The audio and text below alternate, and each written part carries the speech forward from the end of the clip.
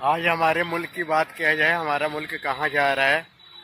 जो लोग भी इस मुल्क का हालात और यहाँ का स्थिति जो देख रहे हैं वो सबके सामने है। कहा यह जाता है कि जब राहुल की सरकार थी, तेजस्वी की सरकार थी, चाहे बिहार हो, चाहे यूपी हो, चाहे कहीं पे भी हो, इतनी बुरी स्थिति और इतना बुरा हालात नहीं था इस हिंदुस्तान के अंदर। लेकिन आज जो ये स्थिति चल रहा है, हर किसी की जबान पे एक ही आवाज़ निकल रही है, तो निकल रही है दर्द की, तकलीफ़ की और अपनी परेशानी की। मैं पूछना चाह रहा हूँ यहाँ की सरकार से कि क्या सरकार अगर कहीं बनाई जाती है तो किसी को दुख देने के लिए बनाई जाती है, या उसकी वो ज़िंदगी में अगर कोई परेशानी आती है या उसको मतलब कि कोई अगर दिक्कत आती है तो उसकी परेशानी को सॉल्व कराने के लिए सरकार बनाई जाती है। पहली चीज़। दूसरी चीज़, अगर हम किसी के पास जाते हैं तो हमारे अगर ऊपर कोई परेशानी होती है, चाहे कोई तकलीफ होती है, तो हम इसलिए जाते हैं कि ताकि हमें वहाँ से मदद मिल सके, हमारी रास्ता को सॉल्व करा जाए। लेकिन आज यहाँ के सरकार जो है गरीबों पे, मजलूमों पे अत्याचार हो रहा है और ये अपने ही भगवान के साथ ये अपने हाथों से गलत कर रहा है।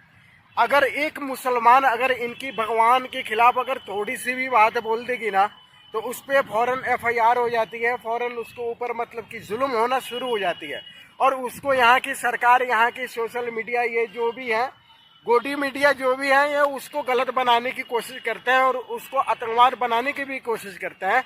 लेकिन मैं पूछना चाहता हूँ, बिहार की सरकार हो, चाहे मोदी हो, चाहे अमित शाह हो, चाहे कोई भी हो, मैं एक ही सवाल ये करना चाह रहा हूँ, क्या जो आपने बिहार के अंदर जो अपने भगवान की गर्दन में चैन डालकर उसको घसीट रहे हो, करना शुरू कर देते हो। अनभक्तो, अभी भी तुम लोग अपना आंख खोल लो और समझने की कोशिश करो और प्रयास करो। मैं ये कहना चाहता हूँ कि जब मुसलमानों के घर पे जैसे भी बुलडोजर को चलाया जा रहा था, जब उस टाइम घर को तोड़ा जा रहा था, तो तुम्हें तो मजा आ रही थी, तुम बेकाबू दिल की तुम्हारी तमन्ना पूरी होती थी, तुम्हें एक बहुत बड़ी खुशी हुआ करती थी। लेकिन मैंने बहुत सारे अपने सोशल मीडिया अकाउंट पे मैं वीडियो देख रहा हूँ कि बहुत सारी वीडियो हैं कि जिसमें कहा करते थे कि मोदी मेरा बाप है, मोदी मेरा भाई है, मोदी मेरा चचा है, मोदी मेरा दिल का टुकड़ा है, मोदी मेरा भगवान है। लेकिन आज जब उनके घर पे बुलडोजर चलना शुरू हो गया, उनके घर पे जब बुलडोजर चलना शुरू हो गया, तब उनकी आंखों में जो एक ही चीज दिख रहा है कि मोदी गलत है।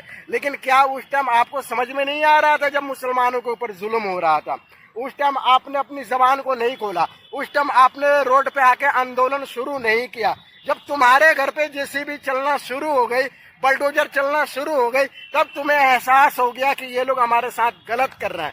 लेकिन वही कहा जाता है कि जब किसी को अपने ऊपर तकलीफ होती है ना, तब उसे दर्द का पता चलता है। लेकिन आज जो बुढ़िया थी, बुढ़िया भी कहती थी मेरा मोदी पप्पा है, मेरा मोदी ये है वो है, लेकिन जब उनकी भी घर पे बुलडोजर चली तो उन्हें भी एहसास हो गया कि हमारे साथ गलत हो रहा है। लेकिन मैं ये पूछना चाह रहा हूँ, योगी जी हो या मोदी जी हो या कोई भी सरकार हो, मैं यही सवाल करना चाह रहा हूँ कि जो लोग भी अगर घर बनाते हैं तो क्यों बनाते हैं?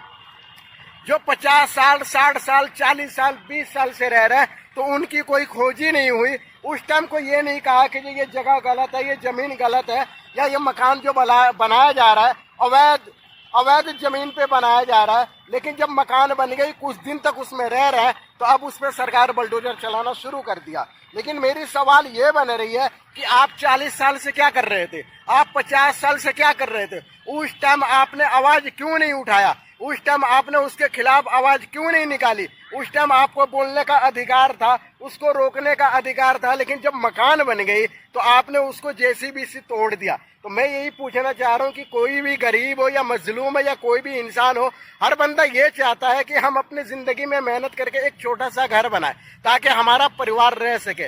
लेकिन जब उनने मेहनत करके एक घर बना लिया तो आज उसके घरों के ऊपर जेसीबी चलाया गया, उसके मकानों को तोड़ गया।